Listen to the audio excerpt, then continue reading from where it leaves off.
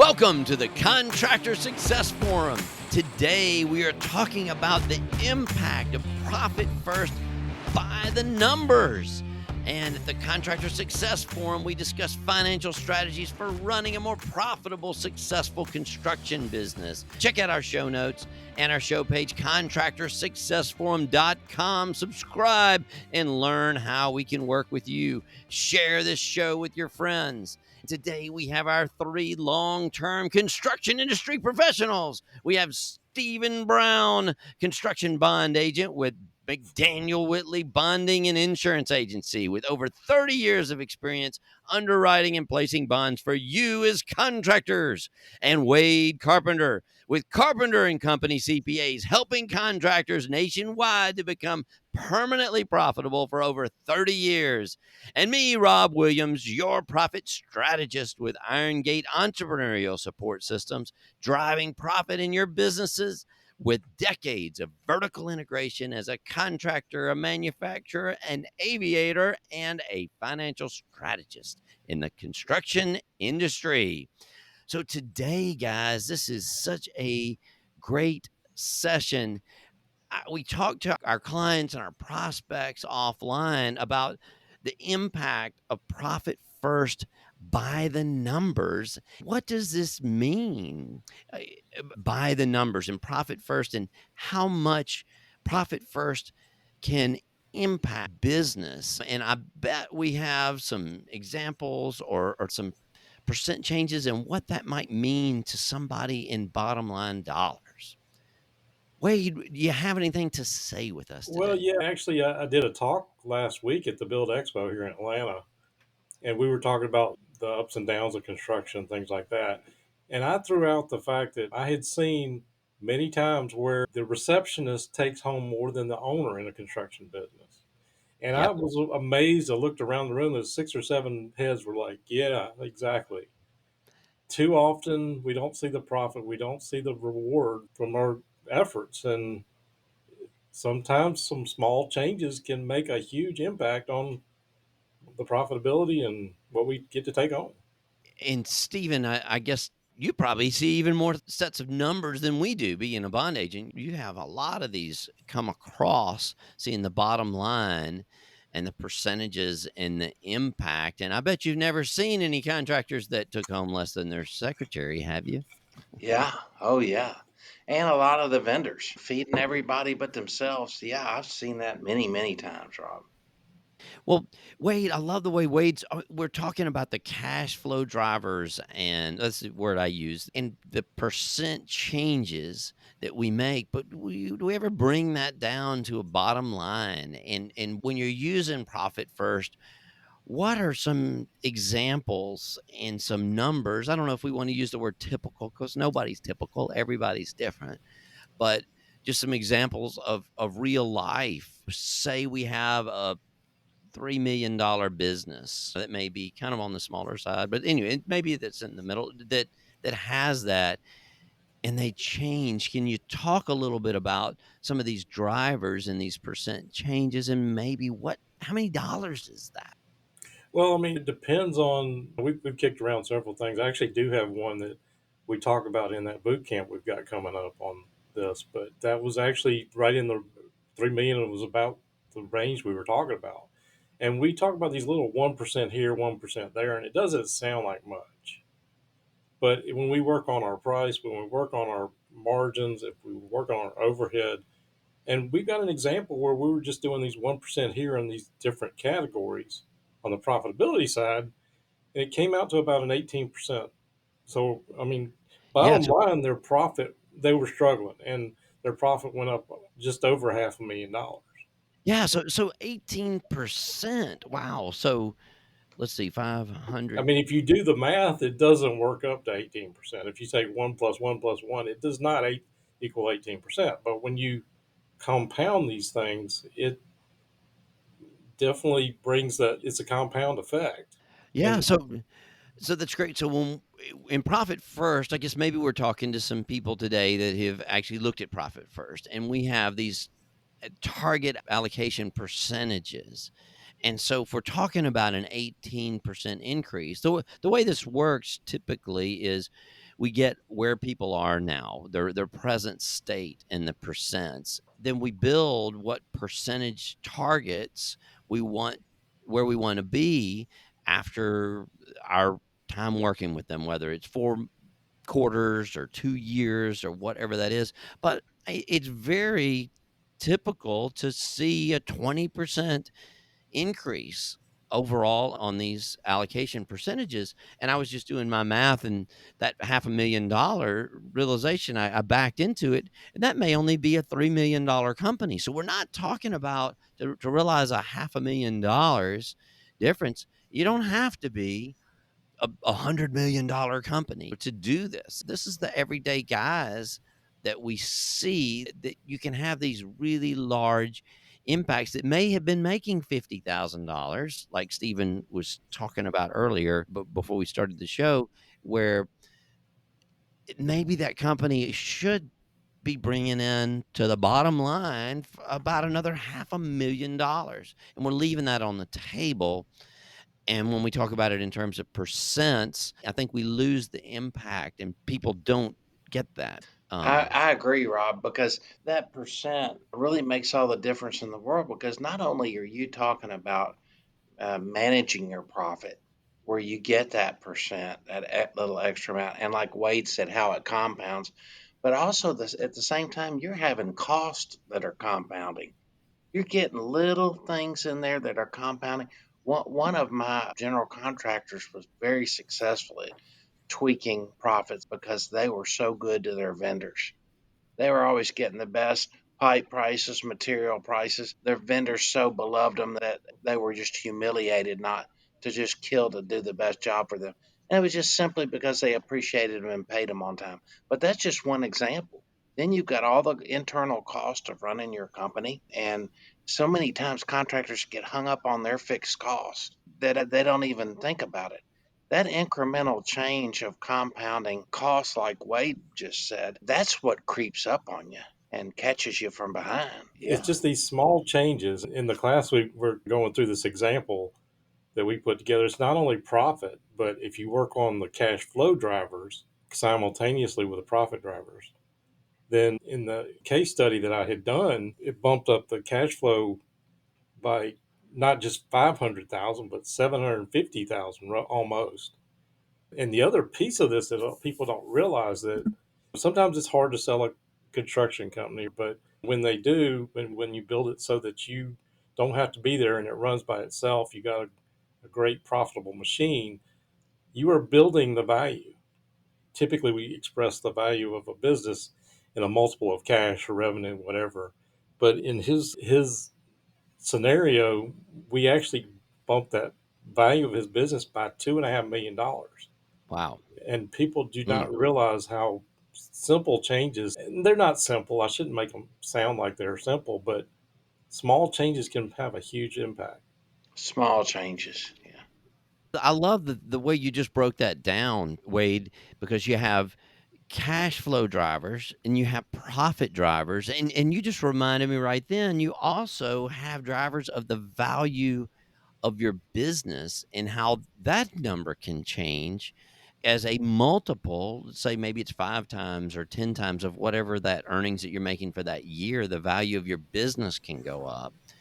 And a little bit on the cash flow drivers versus the profit drivers first. So explain a little bit on the cash flow drivers and how maybe that'll have a one-time impact that you can sustain. Can you talk about that a little? Well, honestly, the cash flow drivers, yes, immediately you can sometimes get a bump, Yeah. but part of what we're talking about is increasing how fast you collect receivables, how you process your WIP. And a lot of people don't realize that you're being the bank with all your WIP that you got sitting in place. You got labor and stuff like that. And if you can't bill it for 30 days, you're sitting on money that you put out. I preach to contractors, don't be the bank. I know, Rob, you and I mentioned this the other day, but I don't know if people know the story of Dell Computers and how they built to be such a big. Do you Yeah, know that, or tell you us want to that. throw that out there? Yeah, Because that's a great cash flow story. it is. I remember that in my education, talking about Dell and how they didn't have, cash flow to deal with when they were growing because they had positive cash flow. Tell me from an accountant standpoint. Well, you have this cash conversion cycle, and they basically had a negative cash conversion cycle. They got money up front, whereas HP or something like that, they would go build 100,000 computers and they sit on a shelf for inventory. Yeah, and That's, that takes money. That costs it money to costs do money, but it inventory. also Yeah. these components they were constantly evolving. Yeah, so they're So limited to their growth, how fast they can grow when it takes money to grow your company. But if you have right. negative cash flow, you can grow as fast as you want. And it doesn't cost Well, you. yeah, I mean, Michael Dell started out of his garage. You paid up front, and he'd build you what you want. And by the current prices, he could get you a cheaper, faster, better computer, and he was getting the money up front. So Yeah. he was not being the bank. Yeah, if somebody has a cash flow, maybe their cash flow is a 5%. So if somebody wants to grow by $10 million, then it costs them $500,000 out of pocket to actually grow. They got to Hmm. have that $500,000, which can bankrupt somebody. So if you have your cash flow drivers lined up, that your each additional $1 million of sales, you don't have to come up with that cash first to be able to finance those sales to grow. If you're paid up front for that $1 million, then it costs you nothing to grow. So that's something about the cash flow drivers and getting our business owners, our contractors to just create that, it was just sitting on the table, that if he just worked on turning his invoices in a little bit higher and making sure his receivables and then taking care of the payables, a lot of times without even being any more profitable, there's hundreds of thousands of dollars of money just sitting there in waste because of paperwork. And I know, as the builders, I never liked the paperwork, and Nobody does. and getting these superintendents to do it. When I was a superintendent, even, I don't think I got it. I didn't understand that. Well, going back to that example I gave you, that case study, these people were stuck. If any of you have ever read Greg Crabtree's book, he talks about the black hole, the What's the 5 name of the book? number, Do you know? simple numbers, Okay. something like that. But I mean, he talks about the black hole of business, and like from 2 to 5 million, it's tough to get at because you're trying to grow. And this particular contractor, we found we pretty much weren't doing the same thing, but we worked on these profit drivers. But working on the cash flow drivers gave him working capital. He grew significantly the next Yeah. year because he had the capital to do it, and it And that didn't come from a bank. Yeah, and he didn't have to actually be any more profitable to get that cash. He didn't have to raise his margins on that for the cash part, for the cash flow drivers. There are profit drivers, but there's money sitting there that you can create, and I don't think people understand that. There may hundreds of thousands of dollars to bring in on a small business, on when you're talking about 1 million, 2 million, $3 million businesses. And those actually, typically, they're not big enough to have worried about it that much yet. Stephen, I know you like to see those in your numbers on your bonding, the cash flow, the balance sheet type. It's constantly frustrating when I have a client that I really care about and I'm looking at their numbers. It's just kind of my job to look at their numbers. And there's just been so many things over the years that cause contractors to go under. And that's the opposite of what we're about. I mentioned earlier, bonding companies want to see that you can make and maintain a profit. They assume you can do the job or they won't approve it. And that's the ideal situation where we want to be with all of our clients. We want them to understand those numbers and we want to help them. And just like the contractor success form, we were talking about the cash flow impact. I think we had a couple of great series on ways to improve your cash flow. That's a starting point. That's my point. You've got to start somewhere. If you're going to see an Yeah. impact on numbers, you got to do something.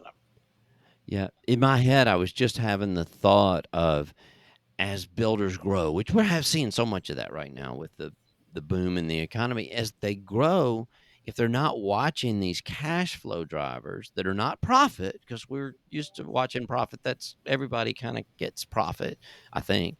But if you're growing, you can go bankrupt by being tremendously profitable, but not having cash flow. You can put yourself right out of business. So if you're in that growth mode, you really have to talk to Wade or Stephen or me or somebody and concentrate on those cash flow drivers. You don't have to understand it. You just have to be able to contact somebody that can help you help point those things out and where you may be able to make some improvements and how you can do that. So you don't let your tremendous success put you out of business. Any more comments on that? And because I also want to talk about profit drivers after that. Well, a lot of contractors, they're so busy they got work, lined up and they can't get to everything, but Yeah. they bid everything.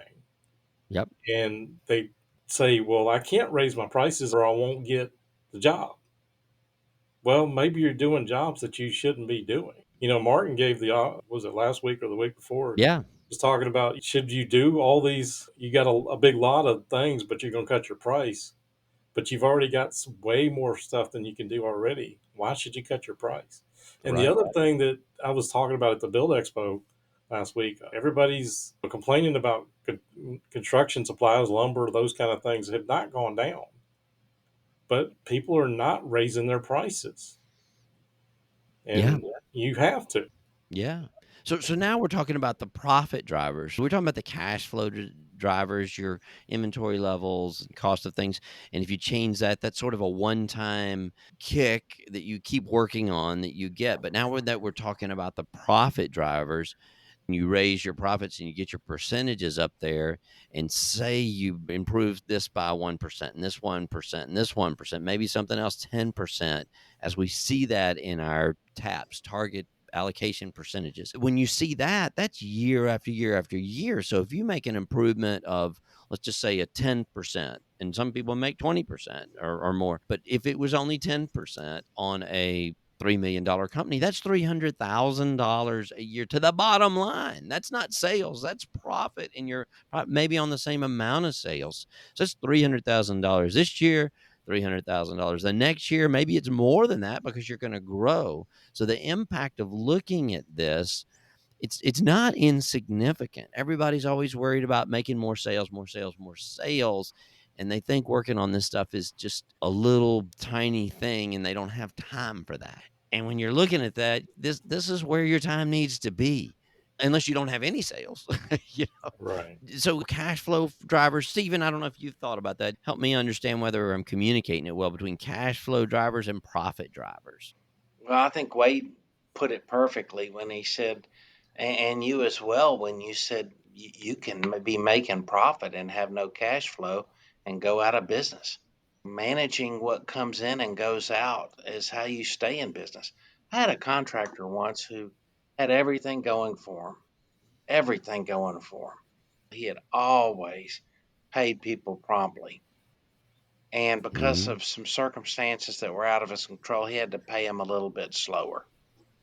And a lot of those people unbelievably just turned on him. And I said, Mm. "Did you explain to them the situation?" "Oh, yeah, they don't care." And I was like, wow, I couldn't believe what an impact cash flow ended up having on his business. And unfortunately, that situation put him under. Oh, that's terrible. Even though he may have been profitable on books, because people see that, then you have that cash flow, then the profit drivers, and then the third one that we were talking about is the value of the business. So Why are impact that people somebody, afraid to talk about that? That's the measuring stick. You want your yeah, company to grow. So many of my contractors seem to think it's just about what I take out of the company. But just like you hmm, said, exponentially as you grow your company, think about having your company to the point where it's close to running itself. Wow, you can do that, but you yeah, got to have net worth. You got to have equity in your company, and you only build that up by making profits and keeping profits in the company.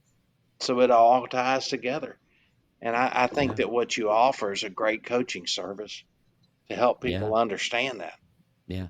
And for some of these people that maybe, I think there's a 3-year window, sort of magic window that people start looking at. Maybe they're looking at retirement or getting out of their business for some years, and they kind of wait till those last 3 years to clean things up. But they usually wait till the 1 year. But at least when people look at the value of their business, that's not what your balance sheet, that's not the equity thing. The value of your business is typically, I was at a dinner last night and they were talking about the way that they used to value businesses. It was the net present value of all the future profits, where actually I kind of think it's the net present value of all the future cash flows. I think maybe in our realm, as opposed to a stock on the stock exchange, I think ours, it's not necessarily even the profit, it's the net present value of all those future cash flows. So each year discounted back to this year. So they'll look ahead 5 years and count each one of those and take that value back. So it's not just your profit for this year. When you make these changes to these profit drivers, that drives your value of your business. So not only are you making the cash from your cash flow drivers, which may, on a $3 million difference, the example we said, there's $300,000 created without even more profit. But then there may be hundreds of thousands of dollars of difference in a business for profit as well. So there's a few $100,000 more that somebody could make on the difference. But then there's the value of the company also, which typically is a multiplier. I don't know what the multipliers are in construction. Let's just say it was 5 or something, but they would take that net cash flow, or maybe it's the profit. It depends on who's looking at your company, multiplying by that 5. So if it's a few $100,000 difference that you may have just made $1.5 million difference. So in a year, you can make that value, that $1.5 million difference to your business value. You can make a few $100,000 possibly on your profits, and then your cash flow, a few $100,000. And this is not, I'm not even saying it's typical. I don't want to say this is not a promise that we make that change to everybody, but that's what's happening in real life out there for lots of people. And it's not a fairy tale. It's really happening, and just getting that point across. Wait, I'm talking too much. Part of what we said at the beginning, I mean, contractors that run their own business, a lot of them won't admit they don't understand financial statements. They don't have any inclination to go home after a hard day at work and go look at numbers, and they hate the paperwork. But by learning a little bit of these concepts, put certain simple things like profit first in place, that runs itself once you got it set up and going. So that's how we get the permanent profit. And it takes out these things that we self sabotage ourselves by the way we spend cash and those things. Rob, you were talking about your former business doing $80 million a year in sales, trying to hit a 10% profit margin of $8 million. So the casual listener would say, "Oh, that's great." Well, I mean, who's complaining? The partners divided up $8 million, but that's not the case. You've got taxes. That money's got to sit in the company for years that you don't make your margin. And then think about the years you made 2% or 1% or no percent. And you and Was you, that all you the years or some of the years? yeah, well, you threw all that effort out. And even though there Yeah. were big numbers, there were big risk involved. And when there's big risk involved, just the smallest amount throws it off. Thinking about using a fulcrum and a lever, how you can lift something heavy by moving that fulcrum just a little bit. I think that's what we're talking about here. Yeah. Move it, I you tweak it just a little bit, and you wouldn't believe the leverage you have. yeah. I used to love those fulcrum examples. I There like that you word, go. fulcrum. Makes you That's crazy. But how did you feel when that was happening?